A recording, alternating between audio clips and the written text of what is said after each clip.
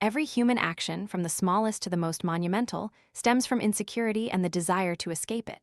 These words in the book resonated like a striking blow to my mind.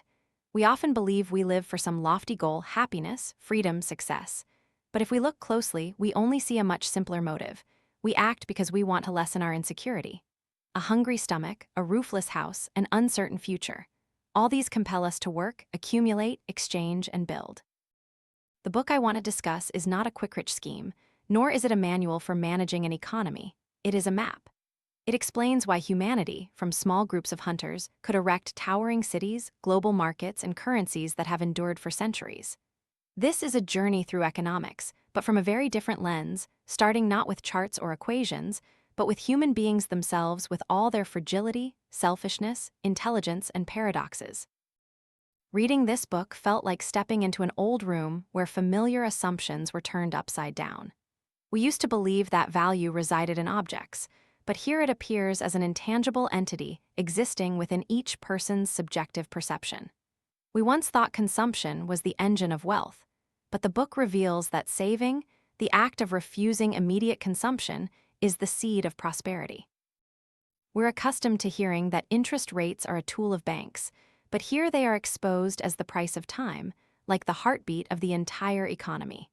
And perhaps what haunted me most was when the author led us from stories of labor, ownership, and money, concluding with a stark assertion: civilization only exists as long as violence is restrained.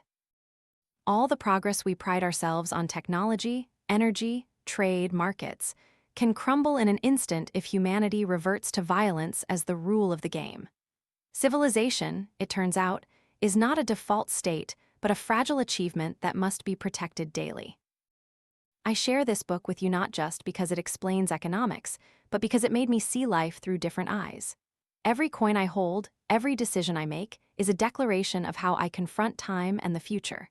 When I save or consume, I am telling myself whether I believe in tomorrow. When I exchange with someone, I am choosing peace over violence. When I accept discipline, I contribute to preserving a fragile civilization. So the question I want to ask you is, if every small action we take is connected to the fate of civilization, how will you choose to live? Will you let yourself be swept away by the winds of the present, spending everything, enjoying everything, and letting tomorrow take care of itself? Or will you dare to defy your instant gratification instinct, to save, to build, and to believe that what you sow today will bear fruit for generations to come? This is not just a question about economics. It is a question about the very essence of humanity. Humans do not live by raw instinct alone. We don't just eat when hungry, sleep when tired, or fight when angry. Between these primal urges, there is a pause, a moment when we know to stop, to choose. This pause is what defines the unique quality of humanity. I see in every action a calculation, however clumsy or sophisticated, that we are always striving for a better state, a satisfaction we believe will free us from the anxiety of the present moment. This sounds simple, but it is the cornerstone for understanding all of economics. Not soulless numbers, not shimmering charts, but the purposeful actions of each individual are the wellspring. Every market is merely a mosaic composed of millions of tiny pieces of these choices. Action here does not equate to impulsiveness. A person who denies hunger to save a piece of bread for their child is acting rationally. A person who chooses to walk instead of driving to save a few coins is also acting rationally. Even a mistaken decision, which in hindsight seems wasteful, was still the product of a thought process at that moment. Rationality doesn't guarantee a perfect outcome, but it makes every action meaningful. Imagine the world around us as a soft, inert block of clay. It is the hands and minds of humans that mold it into meaningful forms: a tool, a house, a meal. If we only look at the clay, we see nothing but a useless lump. But when we look at how humans use it, we see an entire civilization. This also explains why economics cannot be confined to mathematical formulas. No matter how elegant an equation, it cannot touch the unpredictable flow of human desires. There is no constant for longing, no fixed quantity for fear. When an economist tries to measure, they only grasp the shell. The sole action and choice slips through their fingers.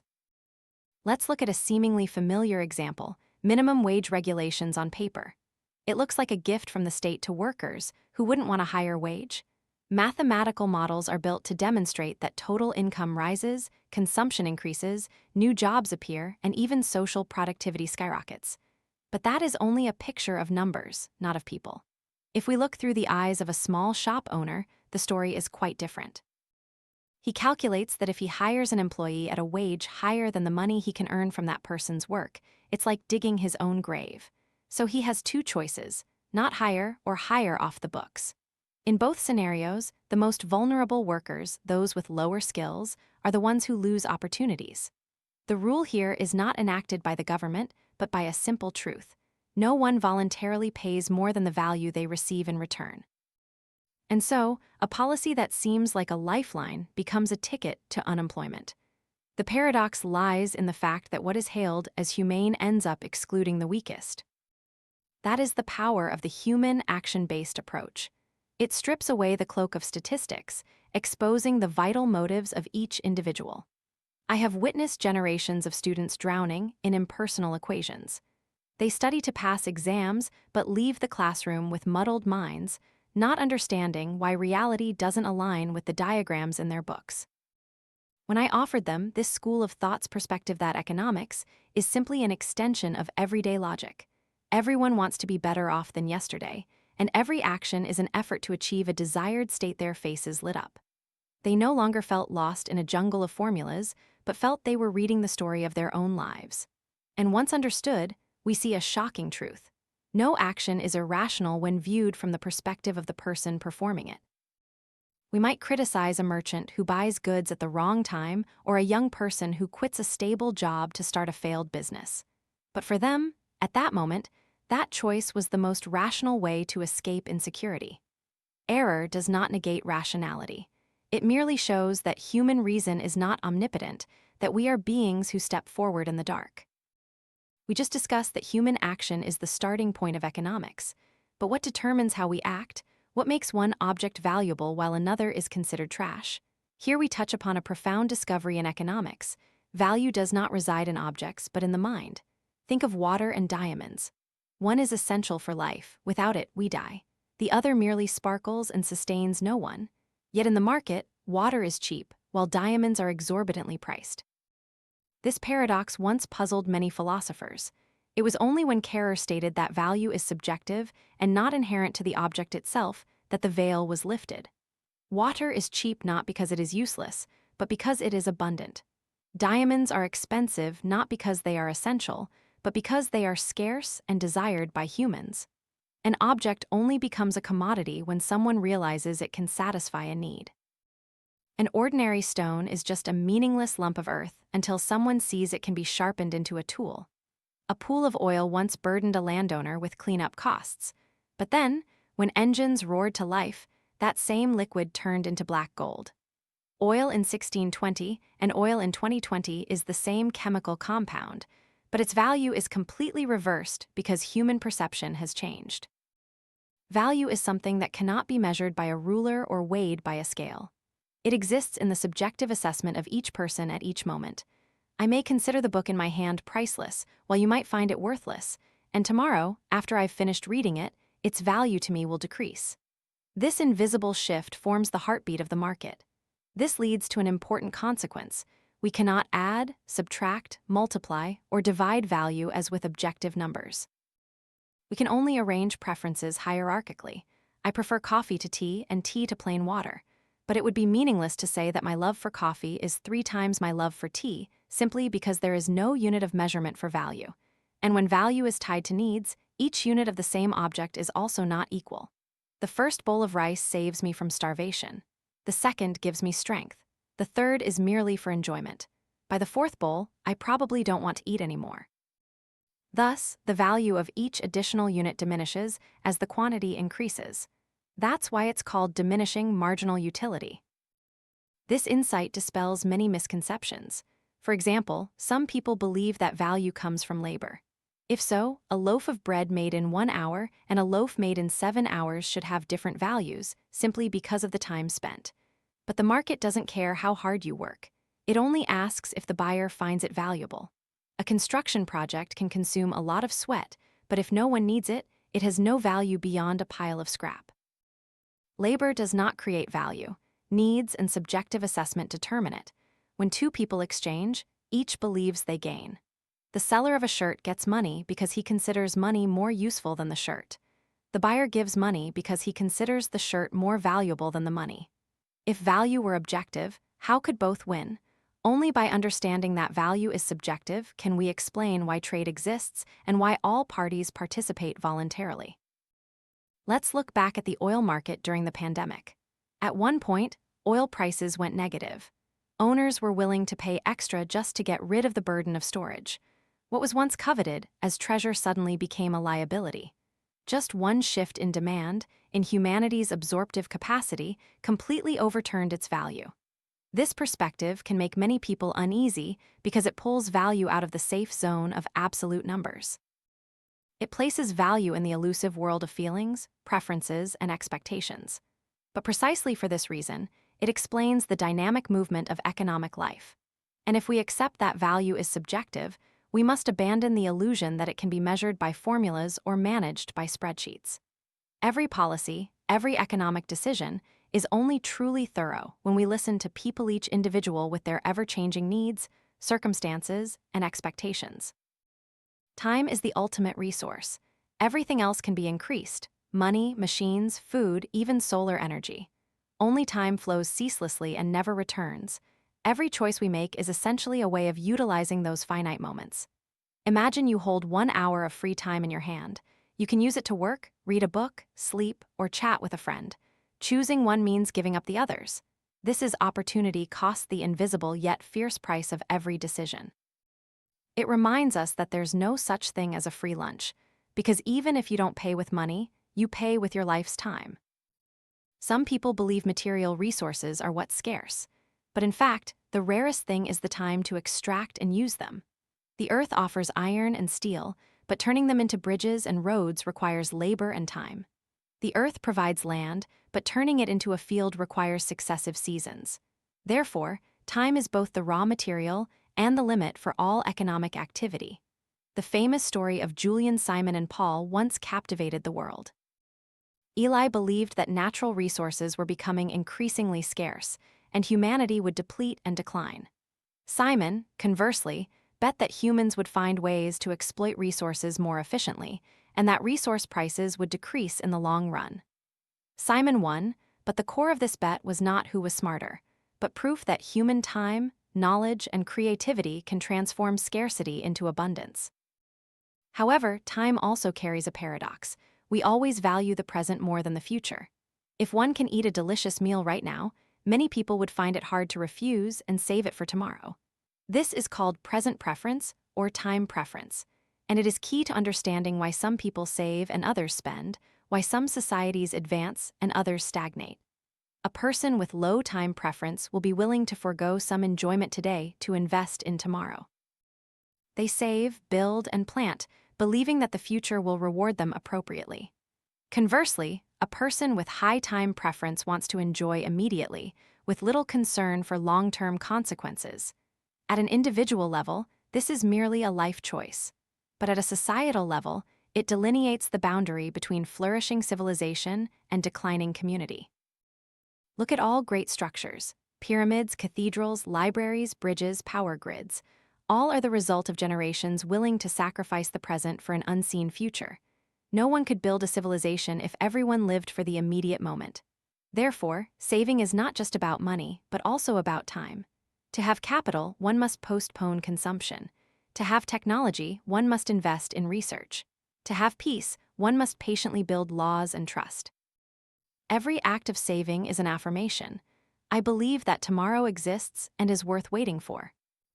If action shows that humans are different from animals, and subjective value explains all exchange, then time is the stage on which all these things unfold. It is both the framework, the heartbeat, and a reminder that we are finite. It is within these limits that humans innovate, strive, and calculate to reduce insecurity and extend happiness. These three pieces: action, value, time are tightly bound together like three sides of a triangle. Remove one side, and the entire structure collapses. Only by seeing them completely do we realize that the economic picture is not a jumble of formulas, but a vivid story of humanity. We choose, we value, and we race against time. I often think that in our daily lives, we stand before an invisible scale. On one side is leisure, on the other is labor. Leisure brings direct joy. It is the moment a person savors their own existence. Labor is different. It is not appealing in itself, but for its ultimate results: food, shelter, clothing, the future of our children. This tension between the two shores makes life a series of choices. There's a hard truth. If one could live without doing anything, no one would choose to work. But this world does not grant us that privilege. Scarcity forces humans to labor to ward off insecurity, and paradoxically, from this burden arise all achievements. I once saw in the eyes of an unemployed person not just the worry of food, but also a profound sense of loss from being disconnected from the world. Labor is not just a means of livelihood, it is also a bridge that makes people feel needed. When productivity increases, 1 hour of work yields more. We might think that humans could then shed labor, but in reality, the wealthier we become, the more we expand our needs, and labor merely changes its form. It does not disappear. Debates about machines replacing humans always overlook this truth.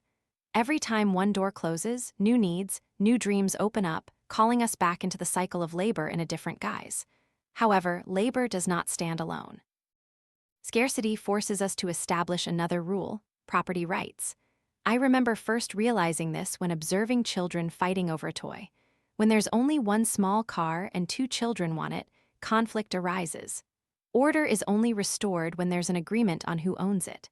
On a larger scale, society cannot function if people don't know what belongs to them and what belongs to others. From this arises a fundamental principle. First and foremost, each person must be the owner of their own body. If I don't own my body, who has the right to command me to live or die, to work or rest? From this right of self-ownership, other forms extend: land, tools, the fruits of labor. This right is not a gift bestowed by anyone, but a necessary consequence of scarcity and the vital needs of humanity. It is the protection of property rights that creates an environment where all labor efforts become meaningful. No one would pour their sweat into work if the fruits of their labor could be arbitrarily seized. Conversely, when people know that the results belong to them, they are willing to work, save, and exchange. Social order is built not on lofty slogans, but on these simple principles: respect what belongs to others, protect what belongs to oneself. Looking around, we see that all civilizations begin with a clear definition of property rights. It is no coincidence that societies that disregard this right often fail. No one has an incentive to work if labor does not bring a certain reward.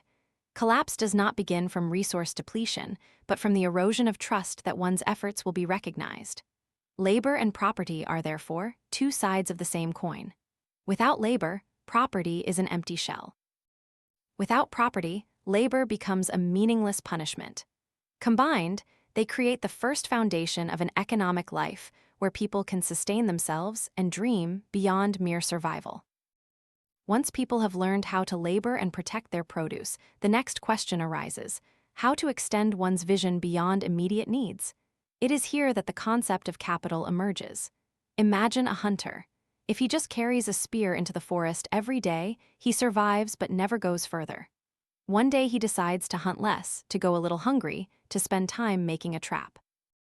That trap is capital, an intermediate product that does not directly satisfy hunger, but paves the way for higher productivity in the future.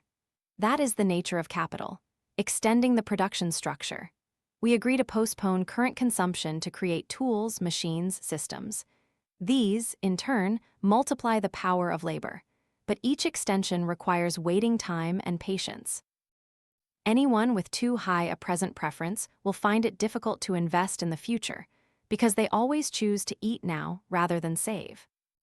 Capital makes the difference between a society that only knows how to live day to day and one that can build civilization. A field with only a shovel will feed few people, but when plows, harvesters, and irrigation systems appear, productivity explodes. Each step is another layer of accumulated capital. Prosperity does not fall from the sky. It is the result of a series of small saving decisions passed down through generations. However, capital is not an unlimited magic spell. Its cost is very high. Every machine, every factory, every project requires the sacrifice of immediate consumption. A society unwilling to save cannot have large capital for investment. This is a paradox that many people do not want to face. It is precisely those communities that dare to refuse immediate gratification that open up opportunities for future wealth. There are also deep-seated misconceptions. Many people believe that saving is negative, that it stifles consumption and slows down the economy, but the truth is quite the opposite. Consumption does not create new wealth. It only consumes what already exists. Only saving frees up resources for long-term production. A piece of bread eaten immediately is gone, but the flour saved can make a larger oven. Consumption nourishes the present, but saving nurtures the future. I once heard the argument that if everyone saved, who would buy goods? But that is a superficial view. Savers do not disappear from the economy, they merely shift their demand to the future. What they don't consume is transformed into capital, into investment, into factories, into tools. It is these investments that later create abundant and cheaper goods. Capital also has its limits. It cannot be accumulated endlessly. If extended too much, the benefits diminish. A production line can be optimized at a certain level, after which any further additions only increase costs without a proportional increase in productivity. The calculation here is very subtle. Each investment step requires weighing the gains against the losses, the time spent against the output gained. Therefore, the level of capital accumulation in a society always reflects the time preference of its people. Where people believe in the future, they will save more, creating capital for long-term projects. Where faith in tomorrow dwindles, they will consume everything today, resulting in stagnation. Capital is not just machines and infrastructure. It is also proof of the triumph of reason over the temptation of the present. Every brick, every rail, every machine is evidence that someone said no to immediate gratification to build something more enduring. In that light, we see clearly that wealth does not come from spending, but from those quiet moments when someone suppresses desire to plant seeds for the future. If capital allows us to extend the structure of production, then technology is the lever that magnifies all efforts. I still remember the first time I saw a loom. Its regular, repetitive movements replaced countless hands. It overwhelmed me, not because of its speed, but because of the shift in how we think about labor from human power to machine power. Technology doesn't just lighten the burden, it opens new avenues. When humans created software, they created invisible tools capable of processing volumes of information that millions of minds could not handle. A line of code is not as heavy as a steam engine, but its power amplifies human intellect in an unparalleled way. The world of technology also reveals another form of ownership: ideas. Material things are limited, but ideas can be replicated infinitely without diminishing the original. This poses a paradox. If the most important wealth of the new era is ideas, can they be owned like land or machines? Intellectual property rights become a battleground where we want to protect the incentive to create, yet cannot imprison the flow of knowledge. Technology alone is not enough. It needs the hands and desires of those who dare to try. Entrepreneurs are this link. It is no coincidence that great inventions often lie dormant for decades until someone is bold enough to bring them to market. Technical innovation only becomes reality when someone bets on it, turning potential into product. And behind all technology, all capital, there is always something silently governing: energy. From the moment humans learned to harness fire, they entered a new era. Solar, water, wind energy, then coal, oil, natural gas, nuclear power. Every step forward in history is tied to the ability to harness new energy sources. Abundant energy means an explosion of production and an expansion of the scope of life. But energy is not just measured by quantity. There is another constraint few pay attention to: capacity. We might have colossal coal reserves, but if we lack the ability to burn, convert, and transmit it fast enough, that abundance is meaningless. The paradox lies in the fact that humanity has never had so much potential energy, yet always feels a shortage of capacity to meet demand. Alternatives to hydrocarbons are often lauded as solutions. But upon deeper examination, we find they still face limitations: low energy density, difficulty in storage, high costs. It's no coincidence that oil and natural gas remain the lifeblood of the global economy. All this leads to a silent yet powerful connection: energy and freedom. A society with abundant energy, efficiently distributed, allows individuals to be self-sufficient, less dependent on violence and coercion.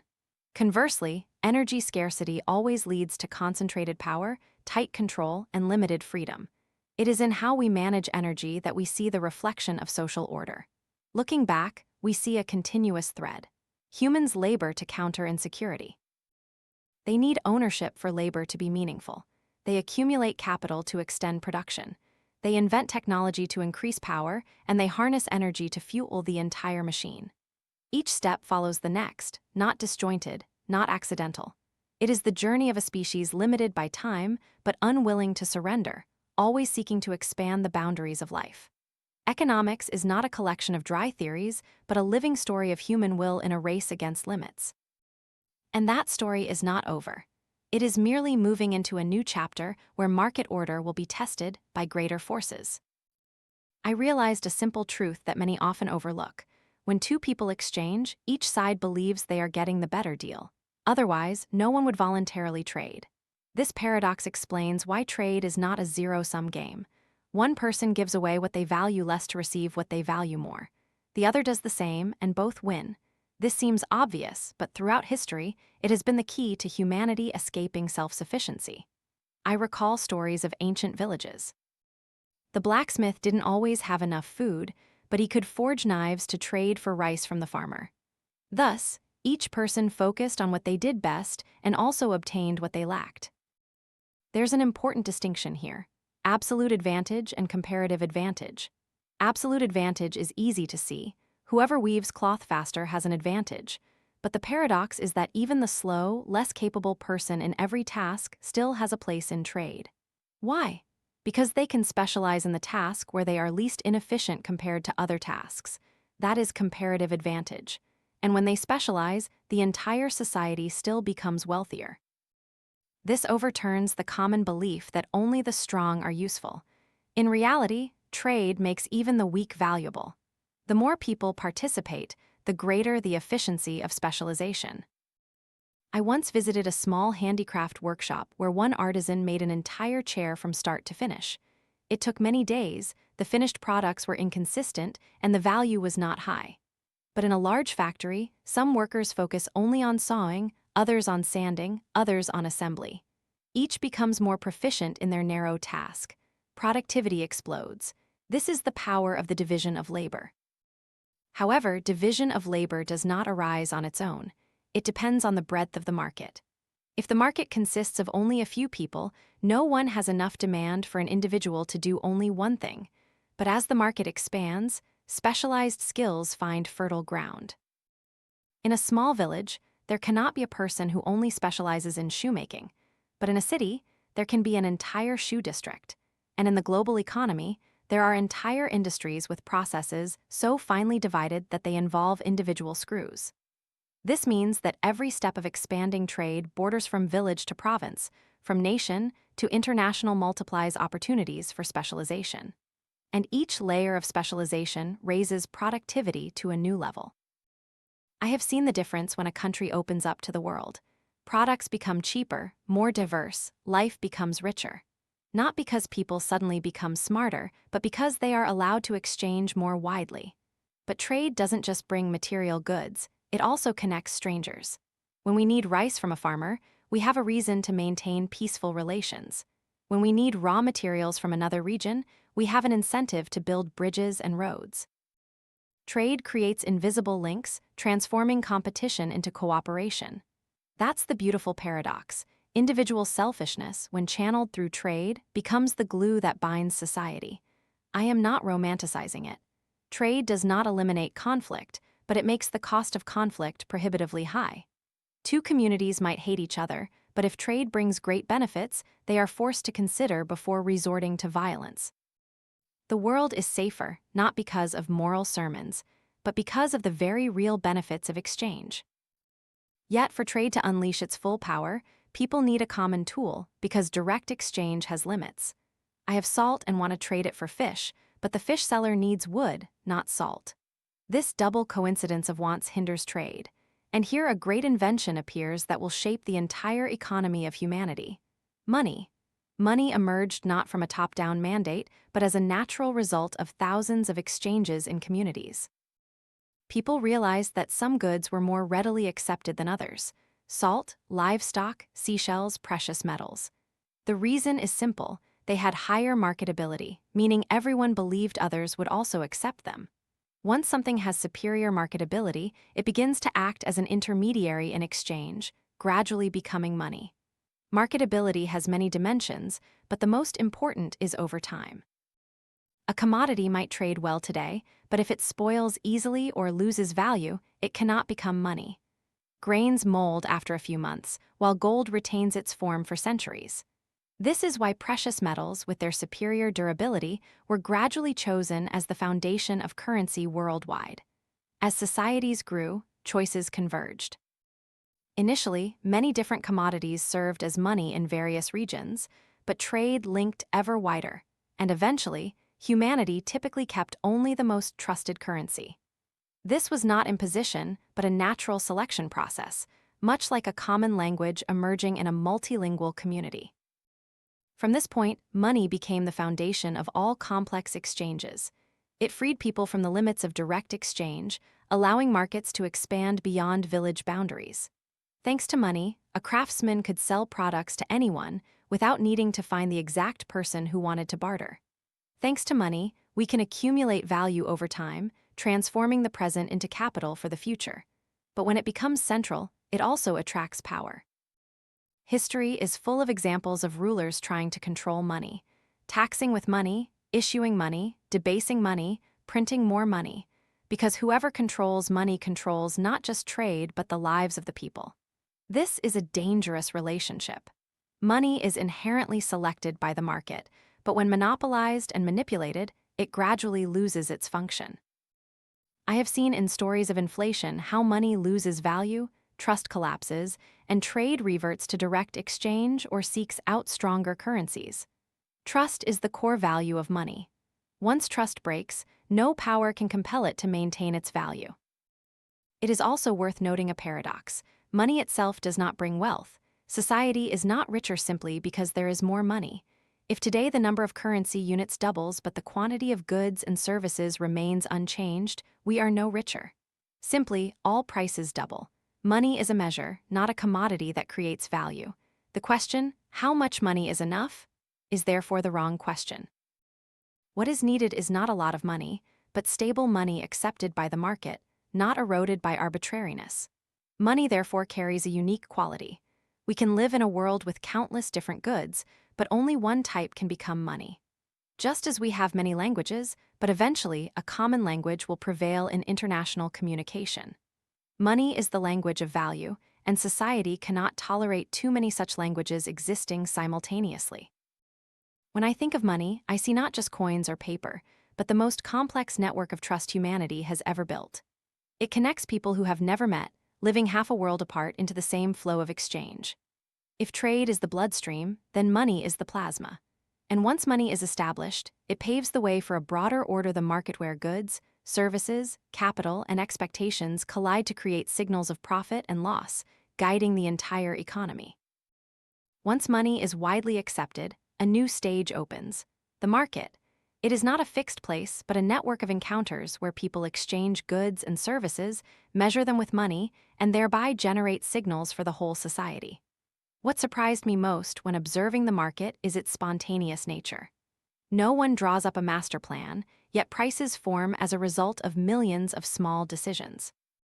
The price of a loaf of bread reflects layers of interaction, from the farmer growing wheat, the miller grinding flour, the transporter, the baker, to the final consumer. Each added link, each incurred cost, is encapsulated in a single number. Price, in that sense, is the most concise language of the economy. But price is not a static point. It is a dynamic process.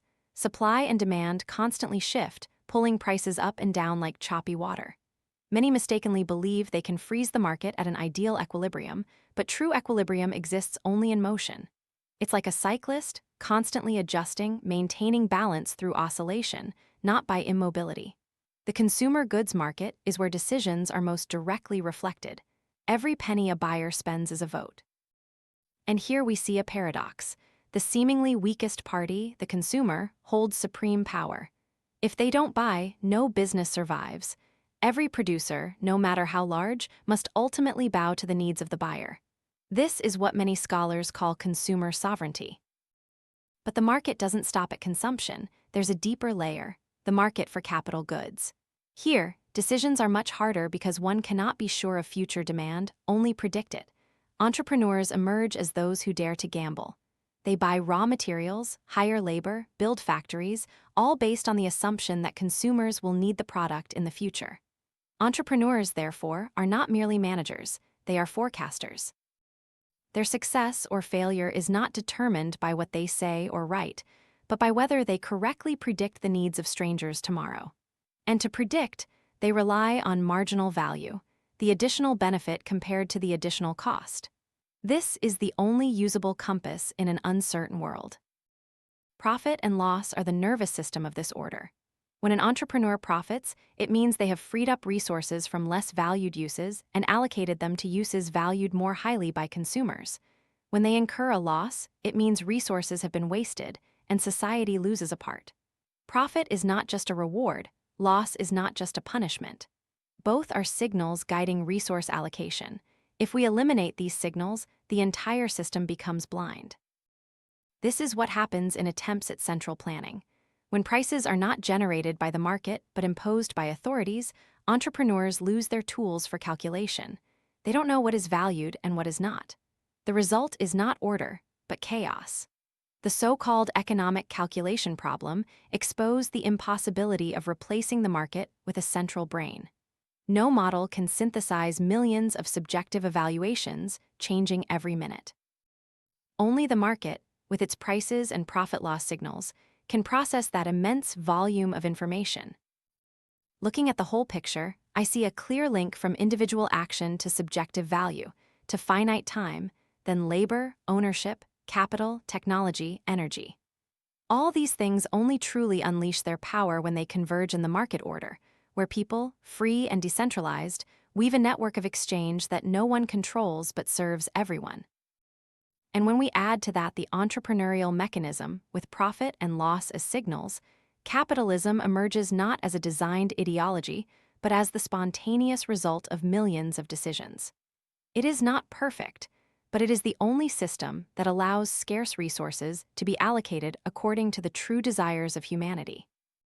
When people hold a coin, the choice is not just what to buy, but also when. Right now or save for tomorrow.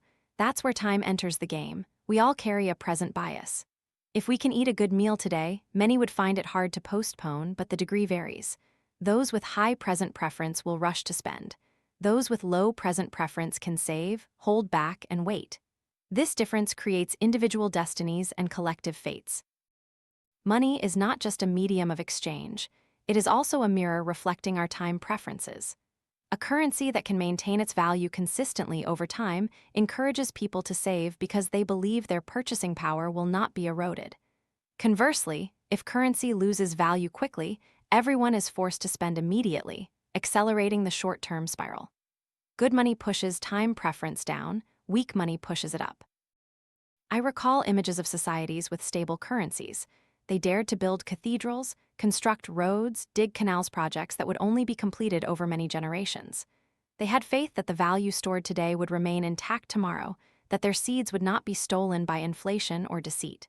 Conversely, where currency constantly loses value, no one has an incentive to think far ahead. Everyone lives hastily, spending immediately, leaving the future neglected like a wasteland. Time preference is not an abstract concept, but a red thread running through every decision. I have seen it in how a farmer saves seeds for the next season, in how a family saves to build a home, in how a merchant agrees to invest capital in a long sea voyage.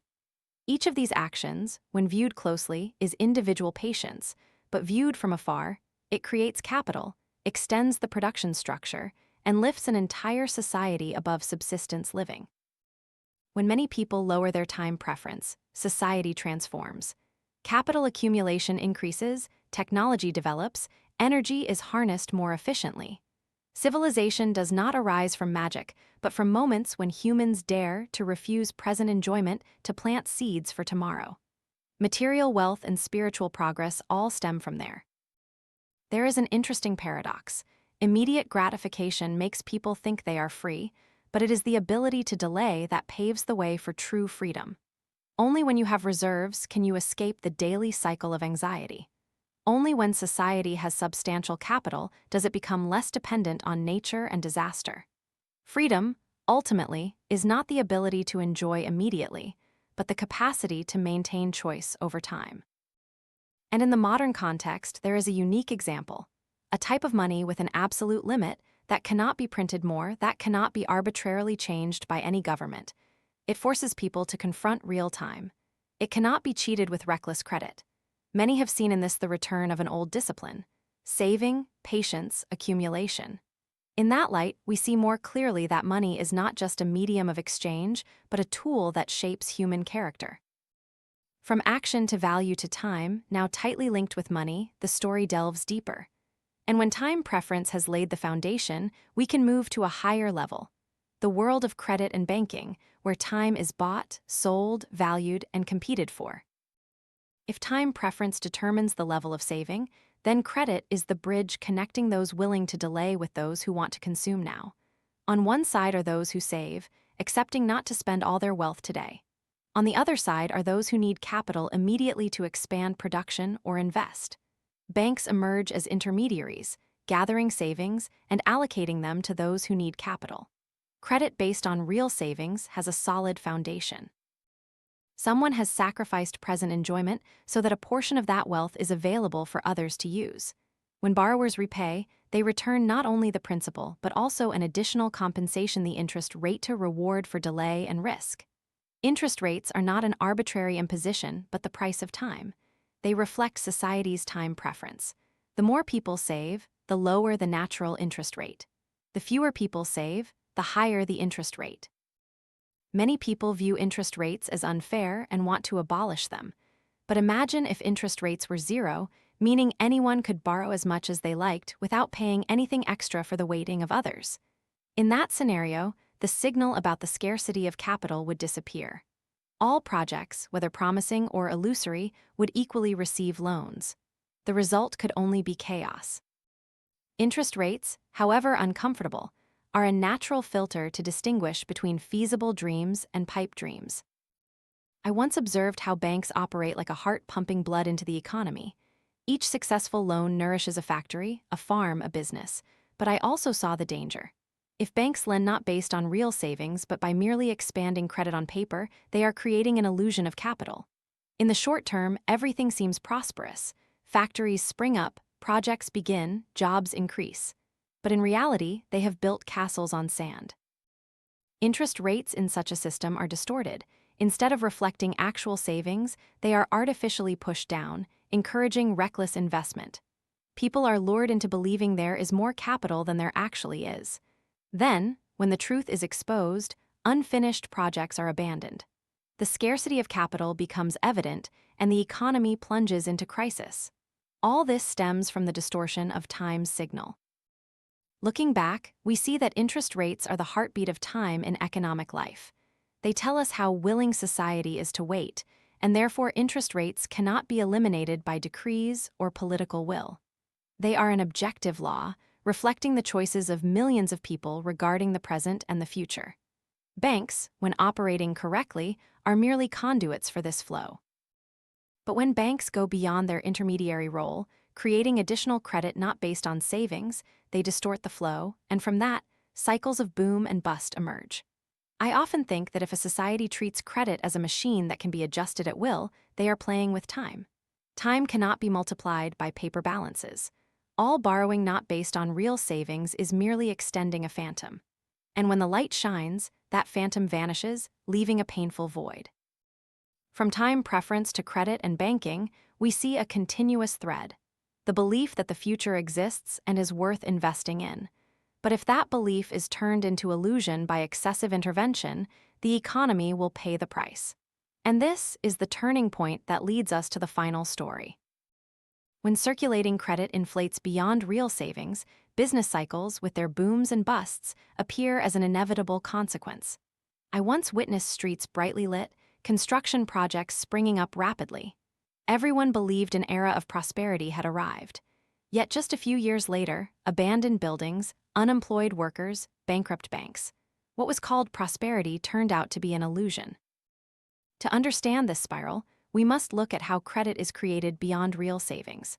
When banks issue circulating credit, meaning they lend without real capital in their vaults, they effectively expand the money supply.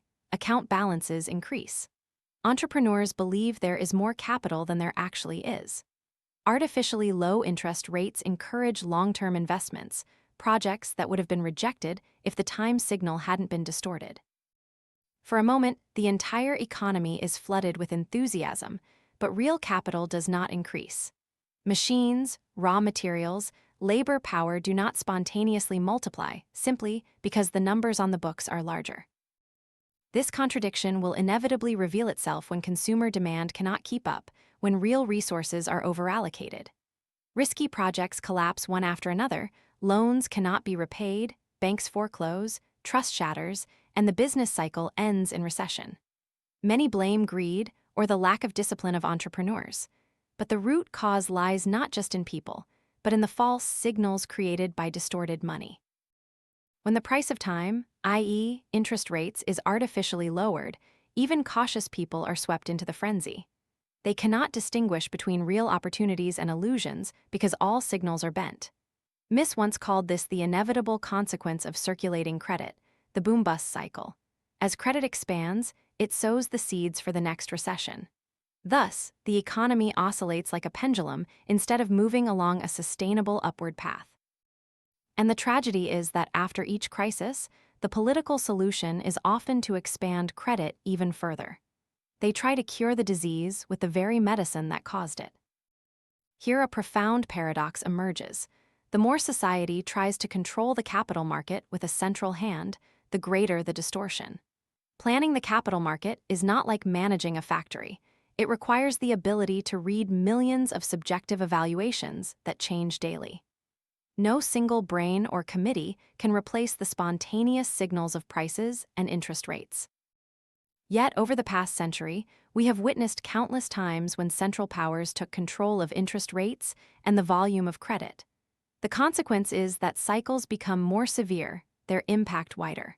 A small policy error can shake the entire world. The global economy, seemingly solid, actually hangs precariously on the decisions of a few individuals.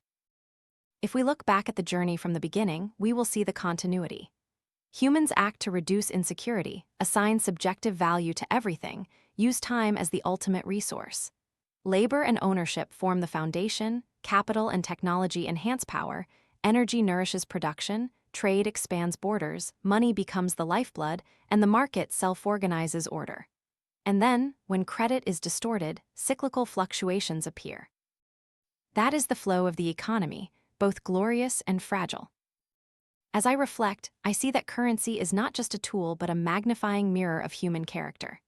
If we are disciplined, have low time preference, save a lot, and credit is based on real capital, then the economy moves forward sustainably. But if we crave immediate gratification, want to get rich quick with phantom balances, then those very hands will build a castle and then tear it down. In this world, money not only measures value but also measures character. Every saved coin is a promise to the future. Every inflated credit not based on real capital is a lie. Civilization is built on kept promises and can also collapse from those lies. Looking back at history, I see a chilling truth. Humans not only know how to labor and exchange, we also know how to plunder. Scarcity itself sowed the seeds of conflict. If what I need is already in your hands, there are two paths. Either I exchange with you or I use force to take it. Both free me from want, but the second path leaves wounds, while the first opens up the future. Exchange is creation. Violence is destruction. When I exchange, both of us are better off. When I use violence, I merely transfer what already exists from your hands to mine. No new value is created. Only blood and tears change the owner of property. That is the fundamental difference. One adds to society, the other only adds to the strong by subtracting from the weak. I remember hearing a story about a village that was plundered. Before that, they had accumulated many farm tools, granaries, even a small temple. In just one night, everything was burned. The robbers took gold and silver, but they themselves became poorer because they had killed the land that could nurture long-term wealth. Violence is like cutting down a tree for immediate fruit. One might eat well today but starve for a long time. The economic consequence of violence is obvious. When any achievement can be plundered, who has an incentive to save and invest? Who has a reason to build great structures if tomorrow they might turn to ashes? In such an environment, time loses value, present preference is pushed to the extreme. Surviving today is more important than any dream of tomorrow. Society regresses to a primitive state where people only know how to hunt, gather, and defend instantly. From an economic perspective, violence is not just an immoral act but an enemy of civilization. It destroys the minimum conditions for the market to function: trust, property rights, the ability to exchange peacefully. A community can be poor in resources, but if they respect each other and exchange voluntarily, they can still develop. Conversely, a wealthy community, if dominated by violence, will quickly decay. I used to think that perhaps every step forward for humanity is linked to the restraint of violence. From when tribes learned to establish laws, from when there was a common agreement that this is mine and that is yours, from when taking by force was considered a crime rather than glory.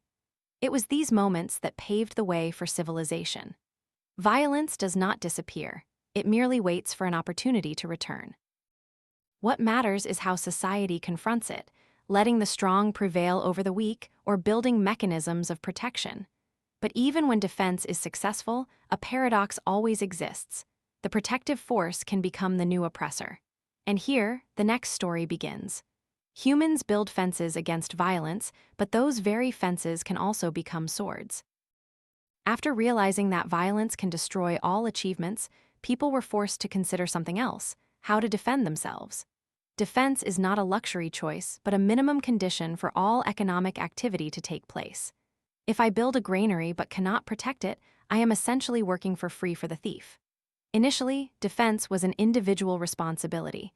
Each family built fences, set traps, carried weapons. But they quickly discovered an uncomfortable truth. A single person is too weak to resist an organized group. So they banded together into communities, guarding together, alarming each other when danger arose. This cooperation increased survival but also brought a new problem.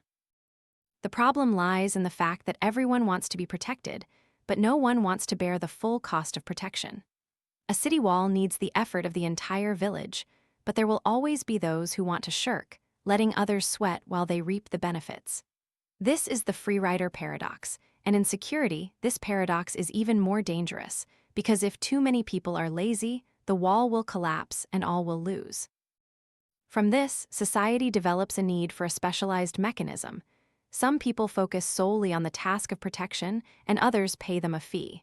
Thus, professional armed forces are formed, and ultimately, organizations with the power to maintain them. These entities, whatever their name, all stem from a common need: defense against violence. But at the same time, another paradox emerges. The force established to protect can become a new source of violence. When the right to use force is concentrated in the hands of a small group, the risk of them turning their spears against the very people who entrusted them with that power is very real. History is filled with examples where protective institutions became instruments of oppression, collecting excessive taxes, seizing property in the name of security. I once wondered if there could be a community strong enough to defend itself, but without falling into the trap of overempowering its protectors.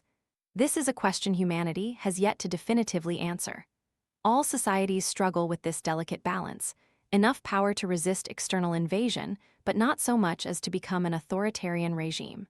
From an economic perspective, defense is a mandatory cost. It does not create new wealth, but without it, existing wealth will disappear. It's like buying insurance. No one enjoys paying the premium, but without it, we are exposed to risk. And when the risk is violence, the price to pay is not just loss of property, but possibly loss of life. If violence plunges humanity into chaos, defense opens the door to order. But that door is fragile. If the defense mechanism is not constrained, it becomes new violence. If it is too weak, it cannot protect. Civilization, therefore, needs not only rules of the game, but also a system to protect those rules without destroying them. From here, the story leads us to the final layer. When violence is restrained and defense is orderly, civilization can flourish. But civilization is not an automatic gift. It is the result of a delicate balance, always on a fragile precipice. When violence is restrained and there are defense mechanisms strong enough but not overwhelming, another door opens: civilization. For me, civilization is not towering buildings or brilliant inventions, but a state of society in which people believe that the wealth they create will be protected, that voluntary exchange is the common rule, and that violence is only an exception, not the principle. All that I have analyzed: labor, ownership, capital, technology, energy, trade, money, markets all need fertile ground to sprout. That ground is safety from violence. When property rights are respected, saving becomes meaningful, capital is accumulated, technology is invested in, energy is harnessed, trade is expanded, markets function, and currency holds its value. It is a chain of interwoven links. But each link can break if violence returns to reign. Civilization, therefore, is the result of repeated time preference choices across many generations. People agree to build structures not just for themselves, but for their descendants to inherit. They accept financial discipline, not eroding the currency, to create a lasting foundation. They establish institutions to uphold the rules of the game and know how to limit its power. Civilization does not fall from the sky. It is nurtured by patience, restraint, and trust. Yet the price of civilization is its fragility. There is no guarantee that those achievements will last forever. It only takes one generation to lose faith, to raise present preference, to spend freely, to borrow, to debase money, or to abandon property rights, and what was built over centuries can quickly dissolve. History has shown many times that civilizations do not die from lack of resources, but from losing discipline and allowing violence to become law again. I remember a haunting image: the ruins of once glorious cities, now just bricks and stones. That is not just the trace of time, but proof that civilization can always decay from within, long before any external enemy intervenes, if its principles, property rights, sound money, free markets are once disregarded. Thinking about the present, I see civilization like a clear river. The water is clean because the headwaters have rules that keep it clean. Just loosen one section and the entire flow will become murky. Civilization is the same, just one small part taken by force, one power overstepping its bounds, one currency eroded, and the effect spreads throughout. So, civilization is not a destination but a state that needs to be preserved every day. It exists thanks to humanity's continuous vigilance. We cannot just praise achievements but must understand the fragile foundation that supports them: voluntarism, trust, restraint. Otherwise, what we call civilization might just be a brief dream before darkness returns. And as I put my pen down at the end of this journey, I realized that economics, which seemed to be merely calculations about goods, capital, and money, is actually a much broader story. The story of human character. Do we have enough patience to save, enough discipline to respect property rights, enough humility to exchange instead of plunder, and enough courage to restrain violence? The answers to those questions will determine not only prosperity, but the very existence of civilization. When I closed this book, I felt not as though I had read an economics textbook, but as though I had walked through a mirror reflecting human life. The pages were not cold formulas, but slices of action, value, time, and ultimately, civilization. Every seemingly theoretical concept is actually rooted in the flesh and blood of life. We act because of insecurity, we assign value because of longing, we agree to save because we believe in tomorrow, and we build civilization together when we know how to restrain violence. The first and perhaps most important lesson is that everything starts from individual action. No market is abstract outside of countless small daily decisions: to buy or not to buy, to keep or discard, to save or consume. We are often easily drawn into grand concepts: nation, economy, system, forgetting that all are merely the sum of individual actions. And it is in each of these choices that economic history is written. The second lesson is that value is subjective. A diamond has no objective value, it only has value when someone desires it. Water can be priceless in the desert but cheap by a river. This sounds obvious, but it shatters many illusions we often hold.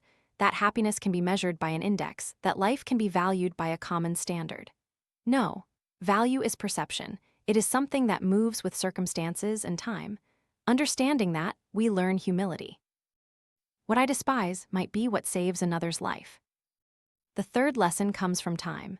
Every economic decision is a decision about time, to live for today or to invest for tomorrow. Our time preference shapes both individuals and society. If we only live for the moment, we will forever be stuck in consumption and insecurity. If we dare to delay, save, and invest, we have a chance to break out of the loop and embark on an upward curve. Civilization, in the end, is a collection of societies that know how to extend their vision beyond a single lifetime. The fourth lesson is linked to capital, technology, and energy. All these things are not accidental products, but the direct consequence of patience and creativity. A hunter's trap, a steam engine, a line of codal are proof that humans know how to transform time into tools. And energy is the foundation, the lifeblood, without which all technology is just an idea on paper. The fifth lesson is money and the market.